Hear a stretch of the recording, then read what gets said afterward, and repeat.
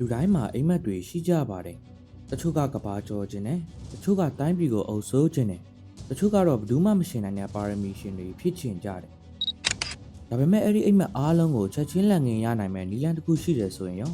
ာတင်ပါပေးဆက်ရဲမလဲ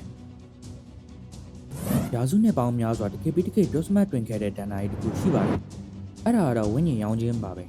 ။တင်းရဲ့အလိုချင်ဆုံးအရာတစ်ခုအတွက်တင်းရဲ့ဝိညာဉ်ကိုနတ်ဆိုးနဲ့အလဲလှယ်လုပ်ရတဲ့သဘောတူညီချက်ပါ။ဒီနေ့ဗီဒီယိုမှာတော့ဝိညာဉ်ရောင်းနေဆိုတဲ့ user ကဘယ်ကနေစတင်ခဲ့တာလဲတကယ်ပဲဝိညာဉ်ရောင်းခဲ့တဲ့လို့တမိုင်းမှာမှတ်တမ်းတင်ခံရတဲ့သူတွေကဘယ်သူတွေလ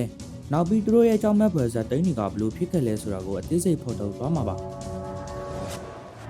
Presented by Consunchar ဝိညာဉ်ရောင်းနေဆိုတဲ့ user ဟာမနေ့တနေ့ကမှပေါ်လာတာမဟုတ်ပါဘူးခရစ်ယာန်ဘာသာရေး user တွေထွန်းကားတဲ့အလက်ခေတ်ဥရောပမှာအမြင့်တွယ်ခဲ့တာပါအဲ့ဒီခေတ်ကလူတွေဟာနတ်ဆိုးကိုတကယ်လက်တွေ့ဘဝမှာရှိနေတယ်လို့အခိုင်အမာယုံကြည်ခဲ့ကြပါတယ်။မှတ်တမ်းတွေအရဝိညာဉ်ရောင်းတဲ့ဇာတ်လမ်းဟာ600စုကစတင်ခဲ့ပါတယ်။ Theophilus of Adana ဆိုတဲ့ဘာသာရေးခေါင်းဆောင်တူဟာသူ့ရဲ့ယာတုကိုဆုံးရှုံးသွားတဲ့အခါအာဏာပြန်ရဖို့အတွက်နတ်ဆိုးနဲ့စာချုပ်ချုပ်ဆိုခဲ့တယ်လို့တမိုင်းမှတ်တမ်းတွေမှာဖော်ပြထားပါတယ်။ဒါဟာပထမဆုံးစာချုပ်ချုပ်ဆိုခြင်းအဖြစ်လူသိများပါတယ်။ဒါပေမဲ့ဝိညာဉ်ရောင်းခြင်းဆိုတာကိုတစ်ကမ္ဘာလုံးတည်သွားစေခဲ့တာကတော့16ရာစုဂျာမနီကဒေါက်တာဖော့စ်ရဲ့ဇာတ်လမ်းပါဒေါက်တာဖော့ဟာတကယ်တော့နက်ခတ်ဗေဒနဲ့လောကီပညာရှင်တဦးပါသူဟာလောကရဲ့လှုပ်အပ်ချက်အားလုံးကိုသိချင်ခဲ့ပါတယ်ဒါပေမဲ့လူသားတယောက်ရဲ့ဉာဏ်ရည်နဲ့မလုံလောက်ဘူးလို့ခံစားရလာတဲ့အခါ Mephistopheles လို့ခေါ်တဲ့နတ်ဆိုးကိုပင့်ဖိတ်ခဲ့ပါတယ်ဖော့စ်ဟာနတ်ဆိုးနဲ့တွေးကိုဖောက်ပြီးစာချုပ်ချုပ်ဆိုခဲ့ပါတယ်စာချုပ်ရနတ်ဆိုးဟာ Force ကို24နှစ်တိတိတူလိုချင်တဲ့ပညာရက်တွေစီးစိမ်တွေအပျော်အပါးတွေအားလုံးကိုဖန်တီးပေးရမယ်24နှစ်ပြည့်တဲ့နေ့မှာတော့ Force ရဲ့ဝိညာဉ်ကိုငရဲပြည်ကိုယူဆောင်သွားရမယ်ဆိုပြီးသဘောတူညီခဲ့တယ်လို့တမိုင်းမှတ်တမ်းတွေကဆိုပါတယ်24နှစ်ပြည့်တဲ့ညမှာတော့ Force ရဲ့အခန်းထဲကနေကြောက်မက်ဖွယ်အော်ဟစ်တက်တစ်ခုကြားခဲ့ရပြီးမနက်မိုးလင်းတဲ့အခါသူ့ရဲ့ခန္ဓာကိုယ်ဟာအပိုင်းပိုင်းဆဆဆုပ်ဖျဲခံရတာကိုတွေးခဲ့ရတယ်လို့ဒန်နာရီတွေကဆိုပါတယ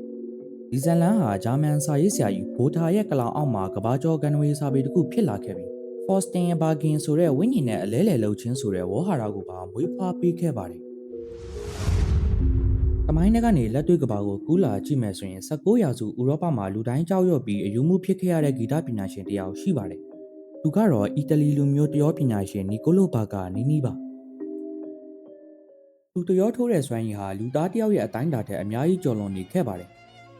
သူ့ရဲ့လက်ချောင်းတွေဟာပင်ကူတကောင်လိုလှင်မြန်လုံးပြီးပွဲတစ်ပွဲမှာဆိုရင်တရောကျိုး3ကျိုးပြတ်သွားတာအောင်ကြံတဲ့တကြိုးတဲ့နဲ့ပွဲပြီးတဲ့အထိအကောင်းဆုံးတိခတ်ပြတ်သွားနိုင်ခဲ့ပါတယ်။သူ့ရဲ့တရောတန်ဟာငိုကြွေးနေတဲ့မိန်းမတယောက်ရဲ့အတန်နဲ့သူလွန်လို့ပရိသတ်တွေထဲကအမျိုးသမီးတွေတတိလစ်မိလဲသွားတဲ့အထိဖြစ်ခဲ့ပါတယ်။ဒီလောက်ထူးချွန်လွန်တဲ့သူ့ကိုလူတွေစတင်တန်တရားဝင်လာကြပါတယ်။သူဟာနတ်ဆိုးနဲ့ဝိညာဉ်လဲထားတာတေချာတယ်လို့ကောလာဟလတွေထပ်လာခဲ့ပါတယ်သူ့ရဲ့ရုပ်တွင်ကလည်းအရက်ရှိရှိလူကပိန်ပိန်မျက်နှာဖြူဖြော့နေဆိုတော့ဒီကောလဟာလာတွေကပိုပြီးအသက်ဝင်စေခဲ့ပါတယ်။ပွဲလာကြည့်တဲ့သူတချို့ဆိုရင်ဘာကာနီနီရဲ့အနောက်မှာနတ်ဆိုးတကောင်ရက်ပြီးတရောကူထိုးပေးနေတာကိုမြင်လိုက်ရတယ်လို့တောင်ကြမ်းကြိမ်ထွက်ဆိုခဲ့ပါတယ်။မှန်တကယ်တော့ဆေးပညာရသူဟာမာဖင်ဆင်ဒရုန်းလို့ခေါ်တဲ့မျိုးဗီဇယောဂတစ်မျိုးခံစားနေရတာကြောင့်လက်ချောင်းတွေပုံမှန်ထက်ပိုရှိပြီးကွင်းညွန့်နိုင်စွမ်းပိုကောင်းနေတာဖြစ်နိုင်ပါတယ်။ဒါပေမဲ့ခေတ်ကအလဲခေတ်ဥရောပဆိုတော့လူတွေကဒါကိုနတ်ဆိုးရဲ့ပေးဆက်မှုလို့ပဲယုံကြည်ခဲ့ကြပါတယ်။ဘာကာနီနီ1840ခုနှစ်မှာတည်ဆုံသွားတဲ့အခါခရစ်ယာန်ဘုရားကျောင်းကသူ့ကိုတာမန်လူတွေလိုဘုရားကျောင်းတင်းကျိုင်းမှာမြုပ်နှံခွင့်မပေးခဲ့ပါဘူး။ဒါဟာဝိညာဉ်ရောင်းခဲ့တယ်လို့ဆွဆွဲခံရသူတယောက်ရဲ့ဆိုးရွားလာတဲ့နောက်ဆုံးခီးပါပဲ။ဥရောပကနေအမေရိကန်ကိုကူးလာတဲ့အခါမှာတော့ဝိညာဉ်ရောင်းခြင်းတန်တာကြီးဟာဂီတာသမိုင်းမှာအကျော်ကြားဆုံးပဟေဒီတစ်ခုဖြစ်လာခဲ့ပါတယ်။ရောဘတ်ဟာအမေရိကန်နိုင်ငံမစ်စစ်စပီပြည်နယ်မှာမွေးဖွားခဲ့ပြီးဂီတကိုအယူမှုဝါဒနာပါသူပါ။ဒါပေမဲ့အစပိုင်းမှာတော့သူဟာဂီတာတီးအရန်ညံ့ပါတယ်။ဝါရင်ဂီတာသမားတွေကသူ့ကိုစင်မောကနေမောင်းချရတဲ့အထိတော်တော်ဆိုးပါတယ်။ဒီလိုနဲ့ရှက်သွားတဲ့ရောဘတ်ဟာရွာကနေထွက်သွားခဲ့ပါတယ်။လအနှဲငယ်ကြာမှသူပြန်ရောက်လာပြီးဒီခါမှာတော့အရာအလုံးပြောင်းလဲသွားခဲ့ပါပြီ။သူပြန်လာတဲ့အခါမှာသူ့ရဲ့ဂီတာတီးခတ်မှုစွမ်းရည်ဟာဘယ်သူမှမရှိနိုင်လောက်အောင်အဆင့်မြင့်သွားခဲ့ပါတယ်။ဂီတာတလဲတဲ့နဲ့လူ3ယောက်တီးနေတယ်လို့မျိုးအတန်တွေထွက်လာအောင်တီးပြနိုင်ခဲ့ပါတယ်။ဒါဟာတာမန်လူတယောက်လပိုင်းတွင်ကျင့်ယူလို့ရတဲ့စွမ်းရည်မျိုးလုံးဝမဟုတ်ခဲ့ပါဘူး။လူတွေကမေးတဲ့အခါရောဘတ်ကထူးဆန်းတဲ့ဖြေတစ်ခုပေးခဲ့ပါတယ်။ညတကောင်ကြီးကန်းတွေအော်တဲ့အချိန်လမ်းဆောင်တစ်ခုမှာလူမဲကြီးတယောက်သူ့ကိုစောင့်နေခဲ့ပါတယ်။အဲ့ဒီလူကြီးကသူ့ရဲ့ဂီတာကိုယူပြီးကျိုးညှိပေးလိုက်ပါတယ်။ ပြီးတော့သူ့ရဲ့ဝိညာဉ်နဲ့အလဲလှယ်လုပ်ဖို့သဘောတူညီခဲ့လို့ဒီစွမ်းရည်ကိုရခဲ့တာလို့သူကိုယ်တိုင်ဝန်ခံခဲ့ပါတယ်သူ့ရဲ့တခြင်းတွေဖြစ်တဲ့ Crossroad Blue နဲ့ Me and the Devil Blue တွေကဒီအကြောင်းတွေကိုတက်တည်ပြနေပါတယ်နတ်ဆိုးနဲ့စာချုပ်ဟာတက်တမ်းမရှိပါဘူး1938ခုနှစ် Robert Johnson အသက်28နှစ်အရွယ်မှာအစိတ်ခတ်ခံရပြီးလှုပ်ဝက်ဆန်းကျဲစွာတည်ဆုံသွားခဲ့ပါတယ်။ရရဆက်ဆက်ဒုက္ခခံစားပြီးမှတည်ဆုံခဲ့တာလို့မျက်မြင်သက်တွေကလည်းဆိုပါတယ်။ဒီတည်ဆုံမှုဟာနာမည်ကျော်အမှုပညာရှင်တွေအသက်28နှစ်မှာတည်ဆုံလေးရှိတဲ့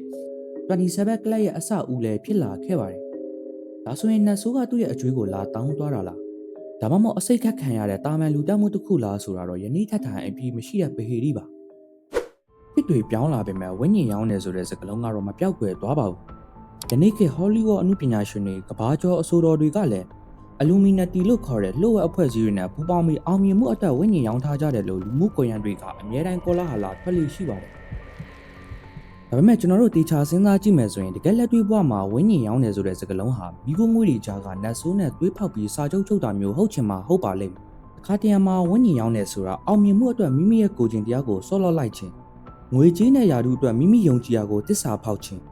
တော်ကြားမှုအတွက်မိမိရဲ့မိသားစုနဲ့ဘဝရဲ့အဖို့တန်အချိန်တွေကိုစတေးလိုက်ခြင်းမျိုးလည်းဖြစ်ကောင်းဖြစ်နိုင်ပါတယ်။ဘာကာနီနီနဲ့ Robert Johnson တို့ဟာတကယ်ပဲနတ်ဆိုးနဲ့စာချုပ်ချုပ်ခဲ့တယ်။ဒါမှမဟုတ်သူတို့ရဲ့အစောရောက်တဲ့ကြိုးစားမှုတွေကိုတာမန်လူတွေကနားမလည်နိုင်လို့ဒဏ္ဍာရီဖန်တီးခဲ့တာလားဆိုတာတော့စဉ်းစားစရာပါ။ပရိသတ်တို့ရောတင်းရဲ့အကြီးမားဆုံးအိမ်မက်တစ်ခုအတွက်တင်းရဲ့အဖို့ထားအဆုံးအရာတစ်ခုကိုစတေးဖို့အဆင်သင့်ဖြစ်ပြီလား။အကယ်၍ညတကောင်ရန်လမ်းဆောင်တစ်ခုမှာနတ်ဆိုးကတင်းကိုစောင့်နေခဲ့မယ်ဆိုရင်ရောတင်ပါစုကိုတောင်းမလဲ။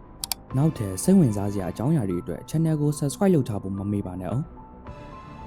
ဗီဒီယိုလေးကိုလည်းအဆုံးထိလိုက်ပါကြည့်ရှုအားပေးနားဆင်ကြတဲ့ viewer တယောက်ချင်းစီတိုင်းကိုလည်းစောင့်ရန်ကျေးဇူးတင်ပါတယ်